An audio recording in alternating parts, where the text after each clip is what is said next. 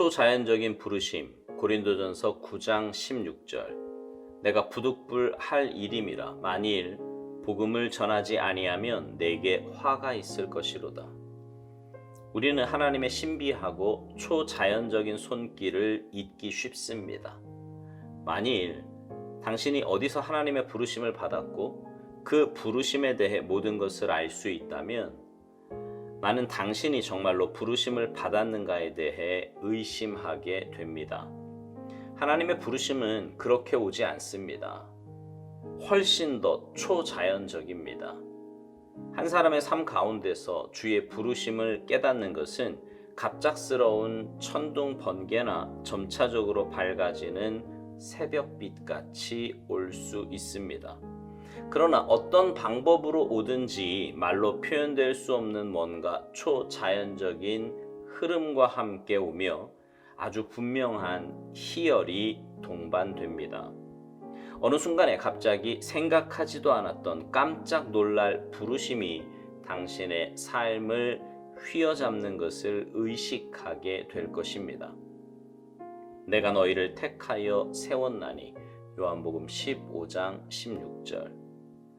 하나님의 부르심은 구원 및 성화와는 관계가 없습니다. 당신이 거룩하기 때문에 복음을 선포하도록 부르심을 받은 것이 아닙니다. 복음을 전하라는 부르심은 전혀 다른 것입니다. 바울은 이를 자신에게 맡겨진 피할 수 없는 사명이라고 말합니다. 만일 당신이 삶 가운데 하나님의 위대한 초자연적인 부르심을 무시하거나 망각해 왔다면 당신의 상황들을 잘 점검해 보십시오. 어떤 영역에서 하나님의 부르심보다 당신의 생각이나 특별한 능력을 내세우지 않았는지 살펴보십시오. 바울은 만일 복음을 전하지 않으면 내게 화가 있을 것이라고 말했습니다. 그는 하나님의 부르심을 깨달았으면 이를 위한 그의 노력을 막을 것이 없었습니다. 만일 사람이 하나님의 부르심을 받았다면 역경이 와도 문제가 되지 않습니다. 사역을 위한 모든 수고는 결국 하나님의 목적을 드러낼 것입니다.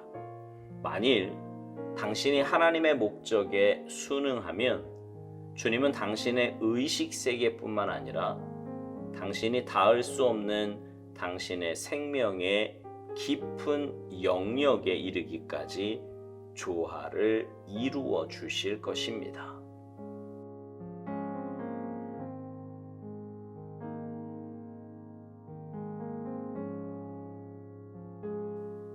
오늘 묵상의 제목은요, 초자연적인 부르심입니다. 하나님의 부르심에는 초자연적인 요소가 있다는 거예요. 그래서 오스왈드 목사님은 한 사람의 삶 가운데서 주의 부르심을 깨닫는 것은 갑작스러운 천둥 번개나 점차적으로 밝아지는 새벽빛같이 올 수 있다고 말합니다.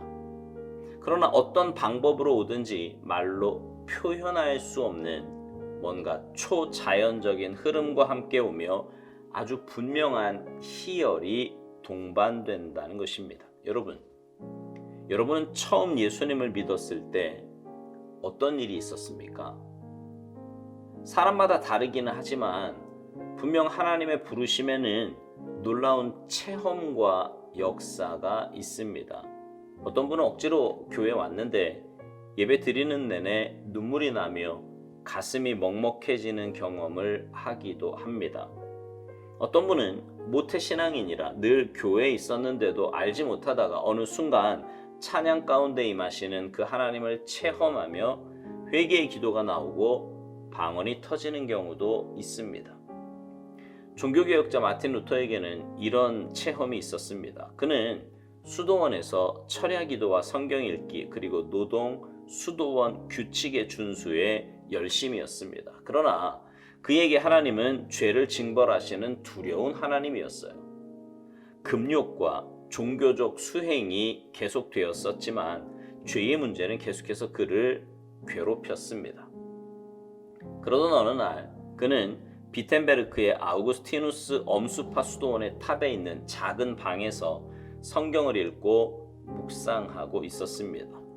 로마서 1장 17절, 복음에는 하나님의 의가 나타나서 믿음으로 믿음에 이르게 하나니 기록된 바 오직 의인은 믿음으로 말미암아 살리라 함과 같으니라.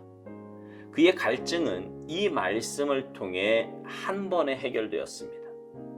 탑에서의 체험은 수도사 루터가 믿음의 사람으로 거듭나는 환희의 순간이었습니다. 하나님은 이제 더 이상 두려운 분이 아니라 그리스도의 복음을 통하여 믿는 자 누구에게나 은혜를 베푸시는 좋으신 하나님이며, 하나님의 의는 징벌의 의가 아니라 살리는 의가 되심을 깨닫게 되었습니다. 이처럼요, 하나님의 부르심에는 생각지도 못했던 놀라운 은혜와 체험이 있게 됩니다. 이것을 오스왈드 목사님은 이렇게 표현합니다. 어느 순간 갑자기 생각하지도 않았던 깜짝 놀랄 부르심이 당신의 삶을 휘어잡는 것을 의식하게 될 거라고요. 하나님께서 우리를 이렇게 부르심은 우리가 거룩하거나 깨끗하기 때문이 아닙니다. 전적인 주님의 은혜요, 주님의 사랑이요, 주님의 역사하심입니다. 그리고 그 하나님의 부르심에 응답한 사람에게는 하나님께서 사명을 주시는데 바로 영혼 구원의 사명입니다. 하나님께서 우리를 부르신 이유는 다른 데 있지 않습니다. 잃어버린 자들을 찾고자 하심입니다. 그래서 오스왈드 목사님은 하나님의 부르심은 구원 및 성화와는 관계가 없다고 말합니다. 하나님의 부르심은 복음을 전파하기 위함이요, 영혼을 구원하기 위함입니다. 요즘은 다들 전도가 어려운 시대라고 말합니다. 예전에 종종 볼 수 있었던 노방전도는 코로나 이후로 종적을 감추고 말았습니다. 그렇다고 코로나가 복음을 전하고 영혼을 구원하는 일을 중지하도록 하게 해서는 안 됩니다. 때를 얻든지 못 얻든지, 그 시기가 어떤 시기이든지 우리는 복음을 전해야 합니다. 이제 우리가 복음을 전하는 방법은요, 관계전도입니다. 관계전도. 내가 처한 환경에서, 그곳이 가정이든 학교든 직장이든 그곳에서 먼저 내가 그리스도인다운 삶을 보여주어야 합니다. 그리고 꼭 기억해야 할 것은 삶으로만이 아니라 입술로도 복음을 전해야 한다는 것입니다. 예수님을 알지 못하는 사람에게 지혜롭게 복음을 전할 수 있어야 합니다. 구원이나 영생에 관심이 있든지 죄로 인해 힘들어진 우리 인생이 어떻게 자유함을 얻을 수 있는지, 참된 행복과 기쁨이라는 것이 무엇인지, 이런 것들을 지혜롭게 잘 전해서 준비된 영혼들이 주님 앞으로 올 수 있게 해야 합니다. 그것이 우리의 사명이요, 부르심을 받은 자들의 삶의 모습입니다. 예수 믿은 지 10년, 20년, 30년이 되어도 복음을 전하지 못하는 분들이 있습니다. 그 이유가 무엇인지 점검해 봐야 합니다. 오스왈드 목사님은 만일 당신이 삶 가운데 하나님의 위대한 초자연적인 부르심을 무시하거나 망각해 왔다면 당신의 상황들을 잘 점검해 보라고 말합니다. 어떤 영역에서 하나님의 부르심보다 당신의 생각이나 특별한 능력을 앞세우지는 않았는지 살펴보라고요. 여러분 한번 생각해 보십시오. 왜 내가 복음을 전하지 못하고 있는가? 하나님의 부르심에 대해 응답하지 못하고 있는 이유는 무엇인가? 혹시 복음을 전하고 난 이후에 있을 사람들의 반응 때문입니까? 아니면 복음을 전하면 내 삶에 어떤 부당한 대우를 받거나 문제가 생길까봐 두렵습니까?